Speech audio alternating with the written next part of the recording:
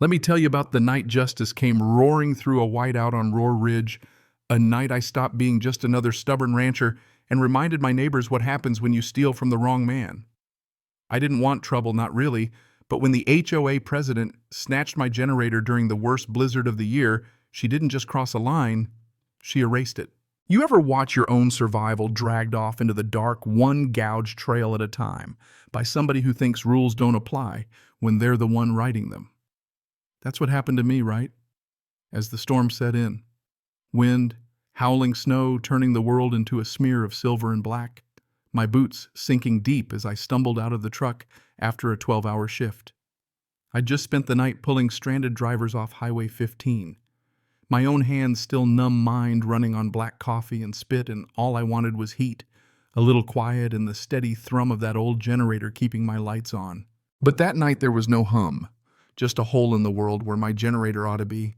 Bolts ripped clean, the ground chewed up like something heavy had been wrenched free.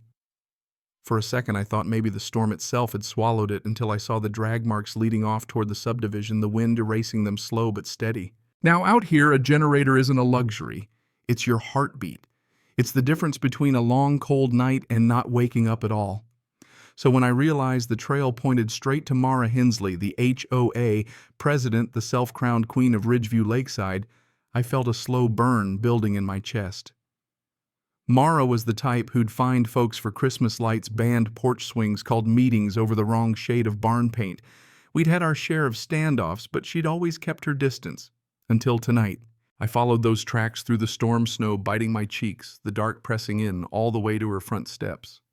Her porch light was on, painting a pool of yellow across the snow, a warm, smug kind of glow that felt almost like a dare.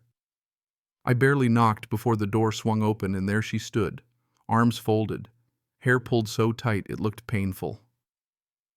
"I wondered when you'd show up," she said, voice sharp as icicles. "Thought you ranch types could handle a little weather." I kept my tone even sheriff quiet, the way you do when you don't want to tip your hand. "My generator was dragged off my property and straight into your driveway, Mara. Care to explain?" She smiled, that thin-lipped politician smile. "It violated community standards for visible emergency equipment," she recited like she was quoting scripture. "We won't have industrial junk cluttering up Ridgeview. Property values matter." I told her as calmly as I could that she'd crossed a line, that generator was bolted to my land, and she had no right. Her eyes danced. "Your land is subject to HOA oversight," she purred.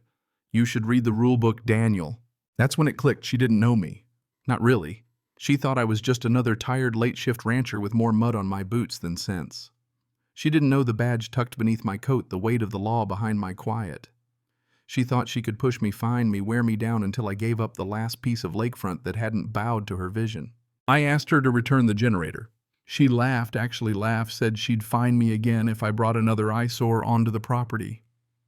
"Some folks don't fit the Ridgeview image," she sniffed, eyes raking over me like I was just dirt she'd tracked inside.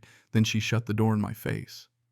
But not before I saw it, my generator half covered, sitting like a stolen trophy in her foyer. The walk home was cold, real cold, the kind that crawls under your skin and sits in your bones.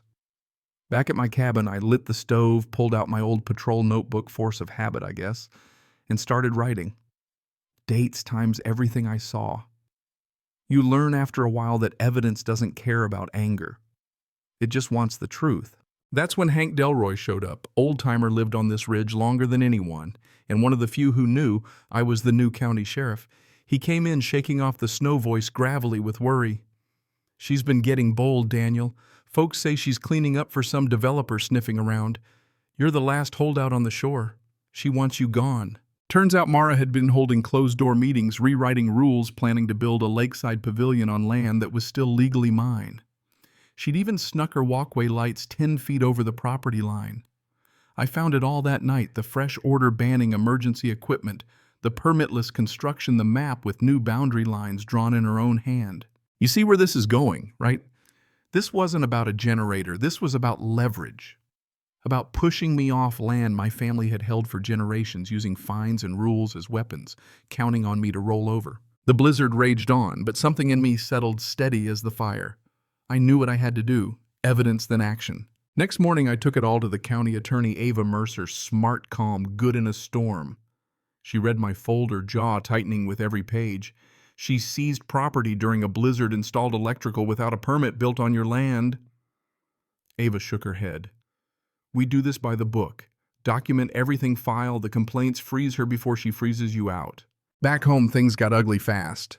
6 violation notices slapped across my gate. Unauthorized fencing that had been there 50 years, non-conforming livestock storage, my old barn, excessive snow accumulation during a blizzard, mind you. She even tried to report me as unstable to my own deputies, hoping to paint me as the problem, not the victim. It's an old tactic that bullies someone, then claim you're the one being threatened. But I wasn't alone. Hank was with me. Mrs. Holstrom came by trembling to warn me Mara was pressuring neighbors to testify against me. Pressure, lies, intimidation. But I kept my cool, stacked every violation into my growing folder. Then when the storm broke, I called the state inspectors, told them everything: unlicensed electrical, unsafe construction, property line violations. Within days, a white SUV from the Wyoming Department of Residential Safety rumbled up my drive. Inspector Keller was nobody's fool, big sun-browned, the kind who'd rather trust the ground under his boots than any HOA paperwork. We walked the property together. He saw it all: the crooked lamp posts, the live wires poking through the snow, the unsteady railings on the lake walkway, every violation photographed and cataloged. No permits, no contractor on record. Wiring not to code. This is dangerous, he said, voice quiet, final. This whole installation is a hazard. Right then, Mara strutted down the walkway, white coat chin high, voice shrill. You should have notified the board, she sneered. This is harassment. Keller didn't even look up. Ma'am, this is a state safety inspection triggered by sufficient evidence. Effective today, all installations are shut down pending legal review. Her face drained of color. Who gave you the authority? Keller flashed his badge.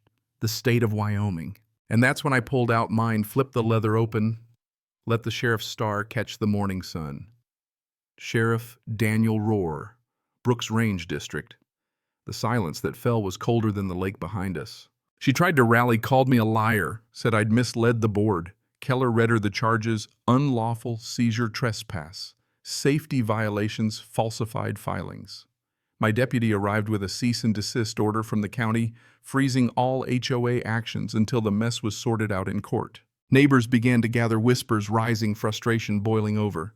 She took his generator wiring on our land. For once, Mara had no answers. When the county called a community meeting, the room was packed, retirees, ranchers, families, all staring at the evidence, the photos, the state inspection report. Mrs. Patterson, the new interim president, led the vote. Hands rose. Mara was ousted, removed as president. Her fines against me rescinded, every safety violation slated for real repairs. The relief in the room was palpable, like the sun after a long winter, folks thanking me, shaking my hand, even apologizing for believing her bluster. Hank helped me reinstall my generator a week later after licensed crews finished the repairs. When it kicked on, the heat rolled through my cabin like forgiveness. The land was safe again, just steady, honest. Justice wasn't loud that day. It didn't need to be.